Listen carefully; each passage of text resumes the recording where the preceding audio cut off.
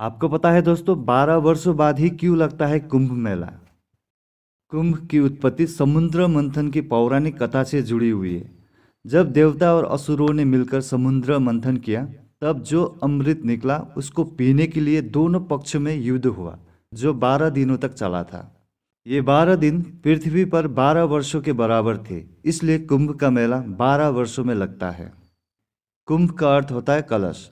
जब देवताओं और दानवों ने मिलकर समुद्र मंथन किया, तब समुद्र से 14 दुर्लभ रत्न प्रकट हुए। इनमें अमृत से भरा कलश भी प्रकट हुआ। इस अमृत कलश को प्राप्त करने के लिए देवताओं और दानवों में धरती पर 12 वर्षों तक युद्ध होता रहा। इस युद्ध के दौरान अमृत कलश से अमृत की कुछ बूंदें प्रयाग, हरिद्वार, उज्जैन और नासिक में गिरी। ये बूंदें प्रयाग और हरिद्वार में गंगा जी में, उज्जैन में शिप्रा तथा नासिक में गोदावरी नदी में गिरी।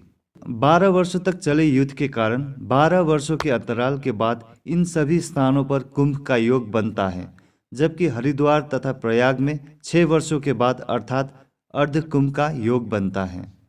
जब दुर्वासा ऋषि के श्राप से देवता शक्तिहीन हो गए तथा दैत्यराज बलि का तीनों लोकों में स्वामित्व था, तब देवताओं ने भगवान विष्णु के पास जाकर प्रार्थना की और अपनी विविधा सुनाई।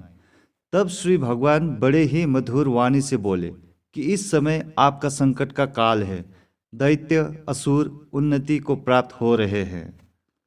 आप सब देवता दैत्यों से मित्रता कर लो। आप देवता और दैत्य क्षीर सागर का मंथन कर अमृत प्राप्त करो तथा उसका पान करो।